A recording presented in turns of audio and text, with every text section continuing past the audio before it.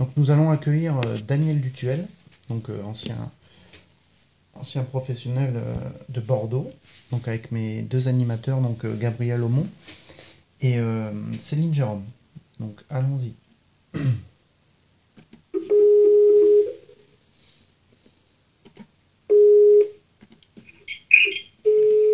C'est bon. Oui, alors. Oui, monsieur Dutuel. Oui. Bonsoir, Gabriel de Radio Ville Lumière. Vous avez un petit peu de temps maintenant à nous accorder? Oui, c'est bon, ça marche. Je vous dérange pas? Non, non, t'inquiète pas. Merci, c'est gentil. Ouais, donc j'ai avec moi ce soir Céline Jérôme, ma collègue, où tous les deux on va animer une petite interview pour avoir votre avis un petit peu sur l'actu du PSG, évidemment, parce que c'est notre sujet, un petit peu revenir sur votre carrière et un petit peu sur tout le reste. Vous connaissez un petit peu l'endroit, d'après ce que je sais. Vous connaissez un petit peu quoi? Vous connaissez un petit peu notre radio? Ouais, je suis bien intervenu, il n'y a pas de souci. On va presque dire que vous faites partie de la maison. Allez, ouais, voilà. C'est plus simple. On va dire ça. Justement, je vais poser tout simplement une première question. Maintenant, vous, un ancien pro qui a connu notamment l'OM, les Girondins, comme club principaux et la GIA, avec du recul, comment vous analysez le foot finalement 15 ans après? Le foot, comment il est aujourd'hui? Est-ce que vous voyez beaucoup de changements dans le football dit moderne aujourd'hui? Quand tu me demandes ça, tu me demandes au niveau technique ou au niveau de l'environnement? Surtout technique. L'environnement, je pense qu'évidemment que l'argent il a changé. On n'est pas le contraire. Ouais. Déjà, c'était le début, vous, un petit peu du foot business, comme on dit à votre époque. Mais même l'environnement, et si vous voyez, juste dans les gestes ou comment des joueurs apprennent un match, s'il y a vraiment des changements. Moi, je pense que niveau technique, déjà, par rapport à quand j'ai joué donc, il y a 15 ans, ça va beaucoup plus vite. C'est pour ça que souvent, on a tendance à penser que le football est moins technique. Mais quand on regarde un peu les entraînements, quand on assiste au match, c'est vrai que ça va de plus en plus vite. Donc les joueurs ont de moins en moins de temps. Et c'est surtout ça qui m'impressionne, c'est la vitesse et la puissance que dégage certains joueurs. Quand on voit maintenant des Pogba, quand on voit ce qu'il arrive à faire, c'est phénoménal parce que c'est des gens qui arrivent à défendre, après à transpercer les lignes et à marquer. Donc on se rend compte que les joueurs maintenant sont de plus en plus complets. Et justement, par rapport à tout ça, finalement, est-ce que si vous deviez analyser les deux, est-ce qu'il y a une époque que vous préférez ou finalement chaque chose a son temps? Non, je pense que chaque chose a son temps. On peut pas être nostalgique. Ce qui n'est passé est passé. Il faut, quand on remet dans le football moderne, moi je sais que, surtout quand on regarde le très haut niveau, c'est des champions, quand on a. Moi, j'ai regardé un petit peu hier la démonstration de Real Madrid. Quand on voit une équipe jouer à ce niveau-là, c'est un vrai régal. Ce sont vraiment de super athlètes. Et en plus, quand ils arrivent à jouer en équipe, c'est vraiment un très beau spectacle à regarder. Oui, et justement par rapport à toute cette nouvelle génération, on pense notamment aux joueurs qui vont arriver avec l'équipe de France. On a vu tout à l'heure par exemple Griezmann, un nouveau sélectionné avec l'équipe de France. Il y a un autre joueur qui aurait pu être sélectionné qui est Florian Thauvin. Et Florian Thauvin, on sait que c'est le genre de joueur finalement facilement modé, puisqu'il y a eu la fameuse histoire du faux transfert à Lille, du transfert où il ne veut pas rester. Et justement par rapport à ça, c'est des choses qu'on voit peut-être, en tout cas pour ma génération, moi quelqu'un qui est jeune, c'est des choses qu'on voit finalement, pas forcément à l'échelle de Thauvin ou très médiatique, mais qu'on voit beaucoup, ou beaucoup trop peut-être. Est-ce que vous, à votre époque, vous avez souvenir, et si oui, ou pas, d'avoir regretté des choix de carrière finalement? Est-ce que les transferts vous paraissaient aussi difficiles finalement que ce que c'est devenu aujourd'hui? Est-ce que vous avez des regrets par rapport à des choix de carrière? Est-ce que par exemple ça pouvait vous... Non, ça peut arriver, que ça a pu vous arriver finalement un choix comme Thauvin? Je pense au transfert à Lille, c'est quelque chose que j'ai pas le souvenir d'avoir vu à une certaine époque. Non, je pense qu'il faut pas avoir de regret. Il faut essayer de profiter de chaque moment. Ce qui s'est passé avec Florian, c'est que j'ai l'impression, déjà en tant que footballeur, c'est un joueur qui a énormément de qualité. Mais pour en revenir à ta question, c'est pour ça que je te posais la question auparavant. Maintenant, tu es obligé d'appréhender, il n'y a pas que le technique. Donc, à un moment donné, l'environnement est très important. Et je pense que là, pour l'instant, il devrait se cantonner à être très performant sur le terrain et à faire attention un peu à figuer auprès des médias. Ouais, et oui, je prenais l'exemple de Thomas, parce qu'on parlait évidemment de tout ce qui était choix de carrière, et donc vous, vraiment aucun regret sur la carrière, que de bons souvenirs. Oui, parce que je pense que chaque expérience c'est intéressant. Bon, parfois il peut y avoir des expériences plus douloureuses que d'autres, mais c'est comme ça aussi qu'on emmagasine de l'expérience. Donc je pense que le Florin doit être un peu dans la même situation. Maintenant, à lui de profiter, il a réussi à être très performant sur le terrain. À lui de continuer comme ça. Puis s'il n'est pas pris pour l'instant et qu'il ne va pas à la Coupe du Monde, c'est pas grave, il est encore très jeune. Donc à lui de démontrer toutes les qualités qu'il a sur le terrain. Daniel Dutuel, bonsoir. J'ai une question justement par rapport à votre réaction sur vous dites que vous n'avez pas de regrets par rapport à votre carrière. Justement, est-ce que l'entourage familial et les agents de joueurs d'aujourd'hui n'ont pas une grande part d'influence sur la réussite professionnelle? Je pense qu'ils ont une très grande part. Donc c'est pour ça que c'est important qu'il y ait une ligne directrice qui soit tracée aussi bien avec le joueur qu'avec l'agent. Et après, ce qu'il faut faire attention, mais bon, on le voit à tous les niveaux, c'est surtout même au niveau de la société, c'est qu'il ne faut pas qu'après le financier prenne le dessus sur le sportif.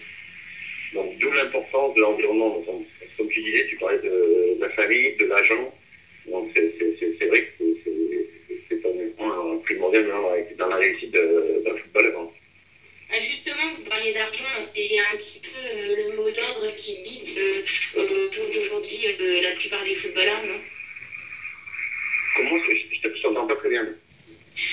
Vous parliez justement d'argent, c'est pas aujourd'hui un petit peu le plus important qui guide aujourd'hui les footballeurs? Non, je pense sincèrement que quand on joue au football, on aime vraiment ce sport-là. Après, c'est vrai que si on privilégie trop le financier, souvent on voit ce qui arrive, on fait un choix financier, puis après les joueurs se perdent. Donc, mais bon, moi je veux un peu m'élever contre ces débats-là où on va dire que le footballeur va penser qu'à l'argent. J'ose espérer encore que le footballeur qui joue, c'est encore une passion, qui va avant tout faire des choses parce qu'il aime ce sport-là. Après, c'est vrai que le financier est important, mais il ne faut pas que ça guide la carrière d'un joueur. Et justement, par rapport à tout ça, vous avez été joueur professionnel dans une époque particulière. Vous avez joué à l'OM après 93 aussi Girondin. Après, vous êtes passé finalement dans ces deux clubs après les époques dites business, comme on dit, de Tapi et Bèze. Est-ce que vous l'avez ressenti ça en passant dans ces deux clubs après? Oui, forcément, surtout quand on est dans un club familial, on se rend compte que je ne vais pas dire que c'est un autre sport, mais c'est surtout l'environnement qu'il faut bien appréhender. Donc, c'est vrai que les clubs comme Marseille ne sont pas faciles, mais c'est pour ça que je te disais, quand on voit Florian a pu s'adapter rapidement, ça démontre toutes les qualités qu'a ce jeune joueur. Donc maintenant, c'est à lui d'essayer de faire un peu abstraction de tout ce qu'il y a autour de lui, et surtout de faire attention un peu à ce qu'il raconte dans les médias, et maintenant de continuer à jouer au football comme il sait très bien le faire. Donc c'est sûr que le football business est présent, ça on peut pas faire sans, mais c'est important d'essayer de bien appréhender. Vous parlez de jeunes joueurs comme Thauvin, est-ce que vous ne pensez pas que les jeunes joueurs qui montent en grade et qui sont maintenant sélectionnables en équipe de France doivent adopter une attitude particulière? S'ils doivent adopter une attitude particulière. Non, je ne pense pas qu'ils doivent adopter une attitude particulière. C'est surtout essayer déjà de faire un petit peu attention à ce qu'ils disent et d'être naturel. C'est vrai qu'il y a certains clubs sur des jeunes joueurs et ils limitent au maximum peut-être la relation presse parce que c'est vrai que ça s'apprend. Et c'est pour ça que quand je me permets un peu de comparer quand je jouais maintenant, c'est tellement devenu un élément important la communication que sur des très jeunes joueurs comme ça, qui n'ont pas encore d'expérience. Je pense qu'il faut absolument, par rapport à l'entourage et même par rapport au club, qu'ils soient protégés ou qu'ils apprennent un petit peu à bien communiquer. Et justement, on parlait de Girondin de Bordeaux, de l'époque après Bèze et de l'OM après Tapi. Finalement, sur ces époques-là, est-ce que c'était pas finalement peut-être la plus belle époque de votre carrière, ce passage au M Girondin, ou il y a autre chose qui vous a autant marqué? Non, il y avait aussi l'aventure à Auxerre, parce que c'était une aventure fabuleuse, parce qu'on sortait la majorité de tous les joueurs sortaient du centre de formation, on avait grandi ensemble, enfin, on avait réussi à faire une épopée européenne fantastique, donc c'est vraiment de très très grands moments. Après les Girondins, c'est vrai que je me rappelle qu'on n'avait pas du tout été performants en championnat, et en Coupe d'Europe, il s'était passé quelque chose entre nous, et puis c'était la première édition de l'Intertoto, on avait réussi à aller en finale, donc je retiens aussi cette très belle aventure européenne, mais aussi, de toute façon, dès l'instant où il y a aventure et qu'il y a performance, ça veut dire aussi qu'il se passe quelque chose au niveau du groupe, donc c'est ça qui est aussi intéressant. Par rapport à votre parcours en jeune, qu'est-ce que vous gardez comme souvenir de la Coupe Gambardella? C'est ce que je te disais tout à l'heure, dire le fait d'avoir grandi avec beaucoup de joueurs, de s'entraîner tous les jours, il y avait beaucoup de rivalité entre nous, mais dans le bon sens du terme. On vivait 24 heures sur 24, on était en cours ensemble, on s'entraînait, et après on rejouait ensemble. Et c'est vraiment, moi je retiens vraiment un esprit camaraderie vraiment très intense. Parce que je retiens de ces années Gambardella, c'était une très très belle, c'est vraiment un très très bon moment. Et puis après, comme il y en a beaucoup qui sont sortis en tant que footballeur professionnel, c'était un chouette parcours. Je retiens vraiment cette ambiance-là qu'on avait su créer entre nous. Et justement, on parlait un petit peu de votre carrière. On va revenir évidemment sur la fameuse Coupe de l'UEFA 96, que malgré mon jeune âge a marqué complètement l'histoire du football. Et justement, par rapport à ces épopées européennes, finalement, dans la peau d'outsider, on sait, Saint-Etienne 76, Bordeaux 96, tous ces clubs-là, ou même Monaco 2004. Est-ce que c'est pas un truc typiquement français de préférer les petites équipes qui font des parcours en Coupe d'Europe? Vous n'étiez certainement pas une petite équipe en 96, mais le fait d'avoir sorti Milan, c'est des matchs comme ça qui font clairement la légende d'une équipe. Ouais, non, c'est vrai. Et puis, ce qui est incroyable dans ce moment-là, je peux comparer un petit peu les deux épopées entre Auxerre et Bordeaux, c'est-à-dire qu'il s'était tellement créé une alchimie entre l'équipe, la ville, c'est vraiment quelque chose de très intense. Et c'est même difficile d'en parler parce que c'était tellement fort que c'est ce qui nous a permis un petit peu de nous surpasser, d'être vraiment très très bon. Donc moi, je garde ce souvenir-là. Bon, déjà sur le terrain, on avait réussi à être très bon, mais il y avait une communication avec le public et la ville, c'était vraiment quelque chose de fabuleux quand on joue contre Milan et dans la rue, il y avait des milliers de Bordelais qui nous encourageaient. Je pense que ça n'a pas dû arriver souvent à Bordeaux, tout ça. Et justement, on a vu là en Ligue des Champions ces derniers temps pas mal d'équipes finalement prendre des scores assez sévères au match aller. Vous aviez perdu 2-0 à San Siro.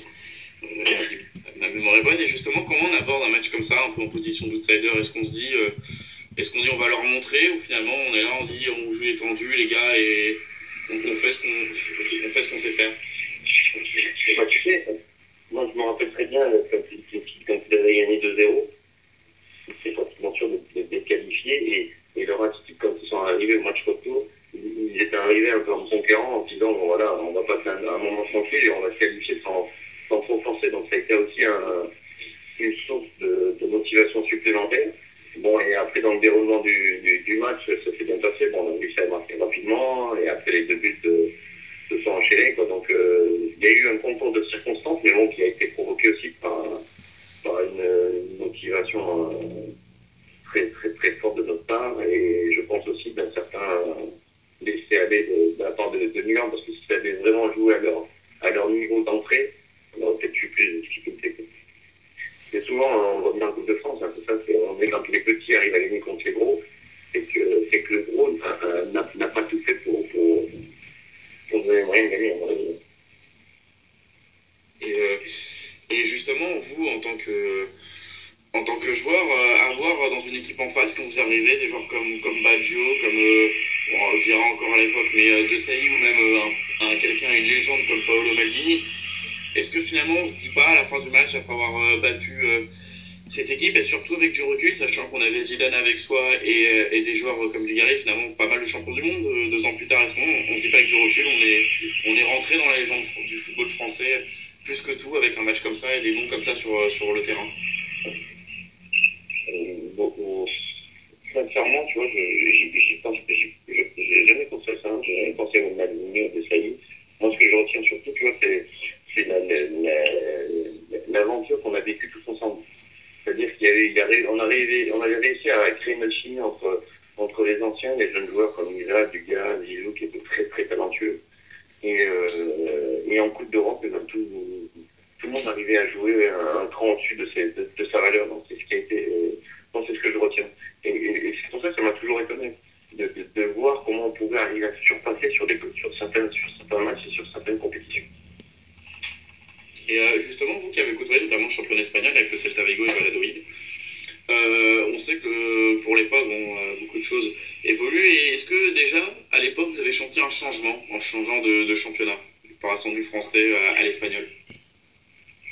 Ouais, mais déjà, je crois que c'était un football qui était un peu plus technique, peut-être plus lent, donc on avait un peu plus le temps de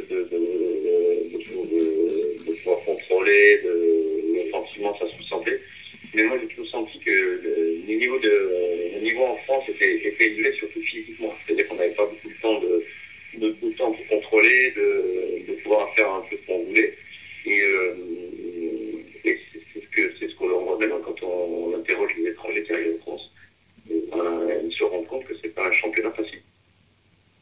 Donc c'est vrai que c'est deux championnats différents, mais on a souvent tendance à sous-estimer le niveau en France, alors que je trouve que physiquement ça fait partie des très très bons championnats européens. Et le souci qu'il y a, c'est que tous les très très bons joueurs s'en vont rapidement maintenant. Et justement, on sait que dans la France, c'est pas forcément un problème, on va dire, on parle souvent du problème de formation, mais il y a certains clubs qui font du très bon boulot, d'où Auxerre, qui est connu pour être un club formateur, vous en êtes le parfait exemple. Et par rapport à tout ça, avec du recul, par rapport à vous qui êtes né de la formation d'un club qui est connu pour ça et d'un grand club français, est-ce que aujourd'hui vous êtes toujours dans le ballon rond, et si vous n'y êtes pas, est-ce que vous avez envie finalement d'y retourner? Non, j'y suis toujours, parce que je travaille dans une société où on assure tous les footballeurs professionnels. Et d'un autre côté, je suis formé depuis pas mal d'années sur tout ce qui est accompagnement du sportif, c'est-à-dire aussi au niveau mental et un peu au niveau coaching. Parce que je trouve que, souvent quand j'en discute avec des acteurs du football français, c'est que j'ai l'impression qu'on a souvent tendance un peu à délaisser tout le côté mental. Et on se rend compte que maintenant, tous les jeunes joueurs, de très bons joueurs, techniquement, ils sont tous très performants. Et la différence entre un très bon joueur et un très grand joueur, c'est souvent au niveau mental. Donc je pense que c'est un aspect qui, dans les années qui vont venir, va se développer, parce que maintenant, on se rend compte que c'est ça qui fait la différence. Le mental et puis l'environnement, donc, et surtout ça, on peut le travailler. Et justement, par rapport à toute cette histoire de formation, on sait que la formation, c'est le départ d'un joueur. On travaille, bien sûr, tous les clubs on travaille finalement par rapport à la Fédé pour arriver, bien sûr, au grade suprême qu'est la Coupe du Monde. Nous sommes en 2014, il y a une Coupe du Monde au Brésil. Ça n'a pas forcément rapport avec toute la formation. Quoique, beaucoup pourraient poser la question. Et vous, en tant qu'ancien joueur pro, comment vous voyez finalement l'équipe de France avant d'aller au mondial en juin prochain? Et ben, déjà, le parcours a été difficile. Donc, je pense qu'à un moment donné, Didier a réussi à créer quelque chose au niveau du groupe. Et je pense que le match contre l'Ukraine va énormément leur servir. Donc, parce qu'ils sont tous conscients par rapport à la Coupe du Monde qu'il faut qu'il y ait une certaine image qu'ils vont plus laisser. Et cet esprit de revanche, et peut-être que, je ne vais pas dire que le tirage a été facile, mais bon, ils auraient pu tomber sur un tirage beaucoup plus difficile. Donc, s'ils arrivent à bien commencer, bon, peut-être qu'ils peuvent arriver à faire un très bon parcours à cette Coupe du Monde. Donc, non, je pense que je regarderai l'équipe de France avec attention, parce que c'est le moment peut-être de frapper un grand coup sur la table et de montrer un peu, surtout à nous, à tous les Français, quand même une très bonne équipe de France. Est-ce que justement ce tirage dit facile ne serait pas un piège? Ah, de toute façon, c'est sûr que ça peut être un piège si on pense qu'on va se qualifier facilement. Mais bon, connaissant un tout petit peu l'idée, je pense qu'il va tout faire pour les mettre en garde et bien les prévenir qu'une Coupe du Monde, c'est une Coupe du Monde et il n'y a jamais de petite équipe. Si l'équipe de France joue sur sa valeur, je pense qu'elle n'aura aucun problème pour se qualifier. Et après, si elle ne se qualifie pas, ben, elle ne pourra s'en prendre qu'à elle-même. Mais je pense qu'à ce niveau-là, ça serait vraiment une grosse faute professionnelle déjà de ne pas jouer à son niveau.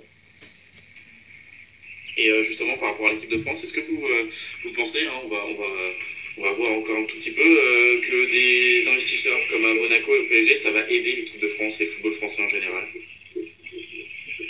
L'équipe de France, oui, pourquoi pas. Mais bon, après, il faut espérer qu'il y ait beaucoup de joueurs français qui puissent évoluer dans cette formation-là, parce que bon, c'est quand même, ils ont quand même la possibilité de faire venir des grandes stars. Mais bon, quand on voit, surtout à Monaco, il y a de très jeunes Français qui arrivent à faire une très belle saison. Donc, et c'est pas plus mal, hein, quand il va y avoir la rivalité entre les joueurs, il va falloir qu'ils soient bons. Et ça va permettre un petit peu aux Français de se mesurer au très haut niveau et puis de se dire qu'en fin de compte, ils n'ont rien de moins que les autres et de faire le maximum pour pouvoir jouer. Donc je trouve que c'est une très bonne chose, déjà surtout au niveau d'exposition. Donc le football français va être de plus en plus regardé, de plus en plus regardé. Et bon, on va bien voir ce que va faire le PSG en Ligue des Champions, parce que s'il continue comme ça, à mon avis, il peut aller très loin. Et justement, par rapport à ça, on a une question qu'on pose à beaucoup de nos invités, si ce n'est à tous nos invités. Est-ce que le PSG peut gagner la Ligue des Champions cette saison? Moi, je pense que sincèrement, ils peuvent la gagner, mais ça ne dépend que d'eux-mêmes. C'est-à-dire que je pense que les qualités, ils les ont. Si vraiment, avec les individus qu'ils ont, et s'ils arrivent à croire en eux et à jouer en équipe, il n'y a aucune raison qu'ils n'aient pas autant de chance que les autres. Parce que quand on voit les joueurs disposent cette équipe-là, je sais que c'est un régal de voir chaque résumé de match. Quand on voit Nelson Manhattan évoluer en championnat de France, je trouve que c'est vraiment une merveille de voir ce joueur-là en France. Donc après, ils ont de très bons joueurs. Il y a des joueurs français qui sont à un niveau extraordinaire. Et je pense que ces joueurs étrangers ont permis à ces Français de progresser énormément.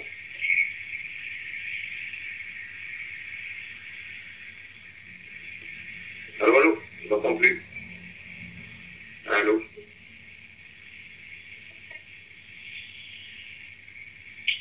Allô. Allô. Oui, allô? Oui. Vous m'entendez? Ça a coupé. Oui, là c'est bon, j'entends. Voilà. J'étais juste en train de vous demander si le PSG pouvait gagner la Ligue des Champions. Oui, je pense que je t'ai dit. Je pense que sincèrement, ils peuvent la gagner. Maintenant, ça ne tient qu'à eux. Et voilà, et puis avoir un bon tirage, et puis être performant, et puis continuer à mettre des buts fantastiques comme ça, il n'y a aucune raison qui ne la gagne pas. Merci beaucoup, monsieur Daniel du TF, d'être passé sur notre radio pour nous parler un petit peu de votre expérience et de votre vision du foot aujourd'hui par rapport à tout. On vous remercie énormément d'avoir accordé un petit peu de temps et on vous souhaite bonne continuation et bonne soirée. Merci, Ok, au plaisir. Salut, bonne soirée, ça. Au revoir, ça. Voilà, et Daniel Ducpel avec nous sur Radio des Lumières. François est supervisé. Bon bref. Sinon on va peut-être conclure sur ça, il n'y a pas spécialement d'infos, à part un fameux PSGOM qui dessine dimanche.